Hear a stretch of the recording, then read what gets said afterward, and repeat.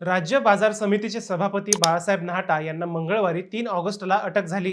या अटकेमागे राजकीय षड्यंत्र असल्याचा आरोप नाहटा यांच्या समर्थकांनी केला. त्यानंतर राजकीय वातावरण चांगलंच तापलं. आगामी जिल्हा बँकेच्या निवडणुकीच्या पार्श्वभूमीवर ही अटक करण्यात आल्याची चर्चा सुरू झाली. नाहटा यांच्या वकिलांनीही नाहटा यांचा या अपहाराची संबंध नसल्याचं सांगितलं.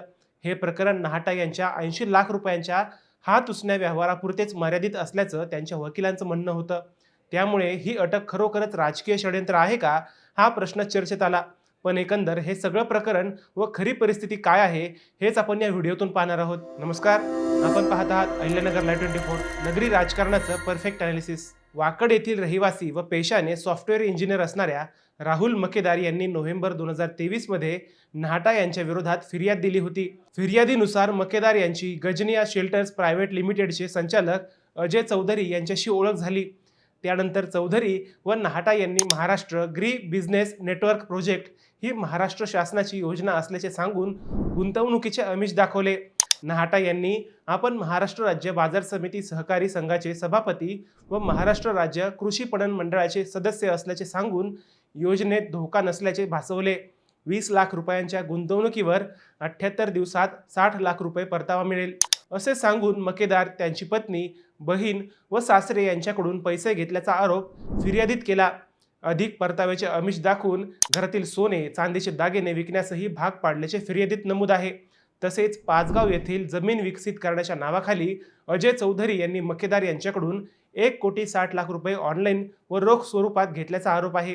अशा प्रकारे शासकीय योजनेच्या नावाखाली 1 कोटी व जमीन विकासाच्या नावाखाली 1,60,00,000 अशा एकूण 2,60,00,000 रुपयांची फसवणूक केल्याप्रकरणी डेक्कन पोलिसांनी गुन्हा दाखल केला आहे. या प्रकरणात प्रवीण कुमार उर्फ बाळासाहेब नाहटा यांना ताब्यात घेण्यात आले. आता या अटकेनंतर नाहटा यांच्या वकिलांनी वेगळाच आरोप केला. ही अटक केवळ राजकीय षड्यंत्र असल्याचे नाहटा यांच्या समर्थकांचे म्हणणे होते. परंतु नाहटा यांचा इतिहास पाहिला तर या गुन्ह्यांचा तपासादरम्यान बाळासाहेब नाहटा पोलिसांसमोर हजर राहत नसल्याने न्यायालयाने त्यांच्या विरोधात अजामीनपात्र वॉरंटही जाहीर केले होते. ते श्रीगोंद्यात आल्याची माहिती मिळताच पोलिसांनी त्यांना ताब्यात घेऊन पुणे पोलिसांच्या स्वाधीन केले. नाहटा यांच्यावर अटकेची कारवाई पहिल्यांदा झाली का, तर नाही. वर्ष होतं 2010. लोणावळा पोलीस थेट लोणी व्यंकनाथला आले. राष्ट्रवादीचे नेते बाळासाहेब नाहटा यांच्या घरावर छापा टाकला. त्या छाप्यात सापडलेल्या वस्तू पाहून पोलीसही चक्रावले. तत्कालीन मुख्यमंत्री कार्यालय, रिझर्व्ह बँक आणि इतर सरकारी विभागांचे तब्बल 30 बनावट शिक्के नाहटांच्या घरातून जप्त करण्यात आले. स्थानिक गुन्हे शाखेने त्यांना अटक केली होती. खुद्द शरद पवारांचे पुतणे जयंत पवार यांच्यासह इतर अनेक उद्योजकांना नाहटा यांनी तब्बल 30 लाखांना लुटलं होतं.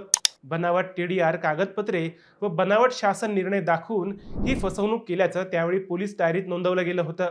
त्यानंतर 2019 मध्येही आर्थिक फसवणुकीचा आणखी एक गुन्हा त्यांच्यावर दाखल झाला. पुणे येथील व्यापारी प्रदीप दत्तात्रय लांडगे यांच्यासोबत नाहटा यांचा सुमारे 1 कोटी रुपयांचा आर्थिक व्यवहार झाला होता. या व्यवहारात नाहटा यांनी दिलेले धनादेश बँकेत वटले नाहीत. लांडगे यांनी सासवड जिल्हा न्यायालयात नेगोशिएबल इन्स्ट्रुमेंट ॲक्ट च्या कलम 138 अन्वये खटला भरला. न्यायालयाने वॉरंट काढल्यानंतर श्रीगोंदा पोलिसांनी एप्रिल 2019 मध्ये नाहटा यांना अटक केली. न्यायालयाने जामीन नाकारल्यानंतर त्यांची येरवडा कारागृहात रवानगी झाली होती.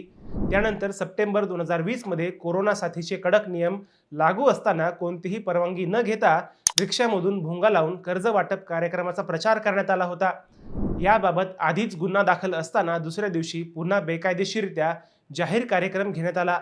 या प्रकरणातही त्यांच्यावर गुन्हा दाखल होता. याशिवाय श्रीगोंदा पंचायत समितीचे तत्कालीन गटविकास अधिकारी प्रशांत काळे यांना पंचायत समितीच्या सभागृहात व आवारात गाडीतून बाहेर ओढून मारहाण करणे, अत्यंत खालच्या पातळीवर शिवीगाळ करणे आणि जीवे मारण्याची धमकी देण्याचा आरोप नाहटांवर झाला.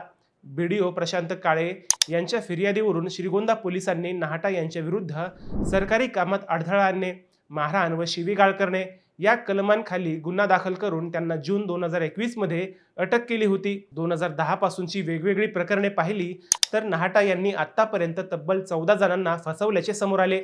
विशेष म्हणजे ते ज्या पक्षात आहेत त्याच पक्षाच्या प्रमुखाच्या पुतण्याला म्हणजेच शरद पवारांच्या पुतण्यालाही त्यांनी फसवल्याचे 2010 साली समोर आले होते. अशा वेगवेगळ्या फसवणुकीच्या गुन्ह्यात नाहटा आतापर्यंत तब्बल 4 वेळा जेलमध्ये गेले आहेत.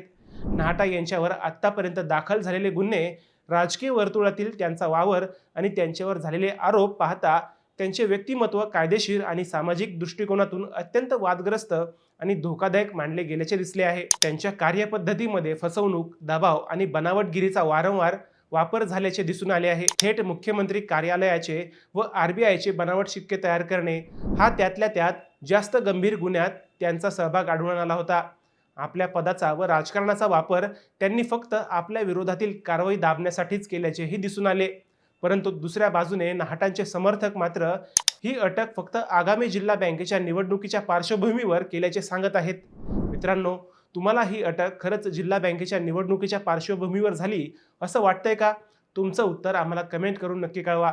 शिवाय व्हिडिओ आवडला असेल तर चॅनलला सबस्क्राईब करून व्हिडिओला लाईक करायला विसरू नका. पुन्हा भेटूयात नव्या विषयावर. तोपर्यंत सप्रेम नमस्कार.